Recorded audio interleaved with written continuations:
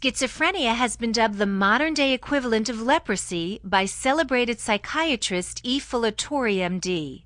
And indeed, the disorder is cloaked in misunderstanding and distrust. The term schizophrenia refers to splitting of the mind, so perhaps it makes sense that one of the most pervasive myths about schizophrenia is that people who have it suffer from split or multiple personalities. Fully 64% of Americans buy into this misconception, according to a National Alliance on Mental Illness survey. But split mind refers to a disparity between thought and action, such as smiling when telling a disturbing story or feeling afraid of completely mundane things. It does not refer to a variety of different personalities. The truth is that multiple personalities are a symptom of a completely different illness called dissociative identity disorder, but known colloquially as multiple personality disorder. Another prevalent myth about schizophrenia is that people with the disorder are dangerous and unpredictable. In reality, the incidence of violence amongst those with schizophrenia is not much higher than that of the general population. In fact, it is much more likely that a person with schizophrenia will withdraw from society in confusion, fear, and despair than that he will become violent or dangerous. Yet another common myth about schizophrenia is that people with the illness cannot lead productive lives. This untruth was most effectively debunked by 10 years of research from the New Hampshire Dual Diagnosis Study. This research found that 62.7% of people with schizophrenia were managing to successfully control symptoms of the disease, while 56.8% were thriving in independent living and 41.4% were gainfully employed. Despite this, another prevalent myth shrouding schizophrenia is that sufferers cannot get better and that they are doomed to lead lives of suffering and sickness. While it is true that schizophrenia is not curable, its symptoms can be very successfully treated with prescription medication and psychotherapy. In fact, 58.3% of schizophrenia sufferers reported overall satisfaction with quality of life in the New Hampshire study. Myths about schizophrenia abound. Education and knowledge can help end the stigma against the condition.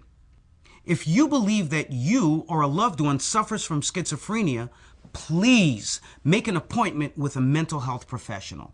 Imagine going to bed tonight and having to lock your bedroom door out of fear. Fear that you might be attacked in your sleep by your own child. Tonight, we're going to take you to a world few people have ever seen, where children battle invisible phantoms that command them to be violent against the families who love them. Jay Shadler has their story. Happy birthday to you. Happy birthday to you. Happy birthday, dear Jenny. Somewhere on their way through childhood, a tiny number of children miss their connection, or maybe make too many connections. For reasons still largely a mystery, their happy song turns into a scream. And imaginary friends melt into hallucinations. What are you seeing right now, Jenny? I see 24 hours. Jenny Schofield is on that strange journey right now.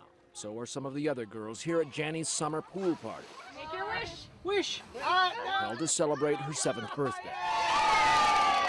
But if Jenny's parents could make a wish, not even an hour old yet. much of the last 7 years would have turned out so differently. Who's the fairy princess? We've received an incredible gift. We have. In the beginning, Michael and Susan Schofield remember a beautiful but baffling baby.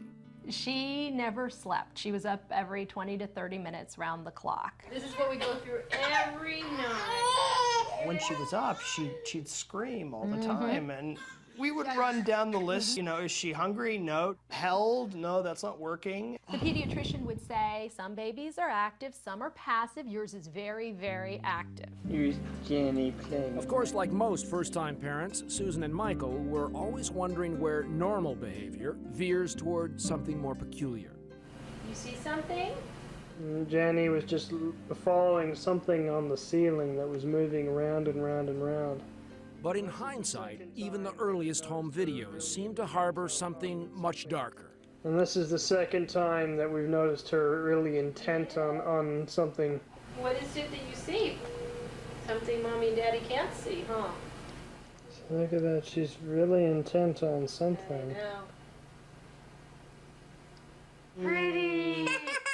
By 3 years old, Janny's invisible companions began to take center stage. And everybody would say, she's just got a really big imagination. Don't worry about this, you know. Most kids just have one or two imaginary friends. She, they kept growing. From Numbers 1 to 2 to and 3. animals. 73 sleeping, and 72's in the bath. Soon, Janny's mind was populated with literally dozens upon dozens of characters, with names like 400 the cat. 400 is trying to drop the sun lower so it'll be hotter. And Wednesday the rat. Wednesday wants to show you her famous flip. Go, Wednesday. I taught her how to do her famous flip. Yeah, because she was in a rat show. Where's Wednesday now? Oh, she's sleeping. Sleeping. What made you think these were not just regular imaginary childhood friends? It became clear that she wasn't controlling them, that they were in control of her. If she didn't do what they wanted to do, they would scratch her, Or bite her. or bite her. Ow! You okay? What was that? Did something just hurt you, honey? I think it was Wednesday. Wednesday just hurt you a little bit? What did Wednesday do? She hit me. And she says she feels it in her brain. She will feel them biting her or scratching her in her head. In 2007, Susan gave birth to their second child, Bodhi, named for the tree where legend says Buddha gained enlightenment. But for the Schofields, only cruel bewilderment was growing. Janny was now 5, and Bodhi, the new baby, did not fit into her world. Janny, Bodhi's right here. Hit him. No, don't hit him. She would say things like, 400 the cat is telling me to hit Bodhi. Was she threatening Bodhi? Whenever Bodhi would cry, she would scream at him. Maybe she would hit him, she would try to kick him. Hate him. If Bodhi came home here, would that be okay? No. No. What would you do? Hit him. You would? Do you think that she would? Yeah, no, she definitely would. No, it's okay. It's okay. And she does, every chance she gets. In April 2009, after years of therapy and psychological evaluations, Janny was officially diagnosed as schizophrenic. No. To keep Bodhi safe, Michael and Susan took the extraordinary and costly step of living in 2 apartments just across the parking lot from each other. They take turns caring for the separated children, You want an otter pop? forcing Michael to take a leave of absence from his teaching job at California State University. It's right there! You know what? Stop yelling at me. I'm trying, all right? Not surprisingly, You're just perfection. the stress is taking its toll, Why are you attacking me? which makes peaceful moments like these, Janny's pool party, so precious. A few minutes of calm for children and families swimming through the most troubling of waters. When they're together, you never know. And yet, we all go back to our individual homes and everything falls apart again. I understand you. Take Janny's friend, 9-year-old Rebecca Stansel, diagnosed with paranoid schizophrenia. Shut up! Give me this camera. Her mother, Cinnamon, remembers bringing her to the hospital 2 years ago. One of the saddest things I've ever had to do. To quell the visions and voices in her head, Rebecca tried to kill herself, using a hair clip to slit her wrists. Picture you're bringing your daughter there saying, my daughter wants to kill herself. I'm in tears. I can't believe I'm really doing this. Like, basically handing her over to them. It's almost like you have to grieve that, all the thoughts that you had of your kid are gone. Rebecca's been in and out of hospitals 9 times. Insurance money and clinic rules dictate that her emergency visits eventually come to an end.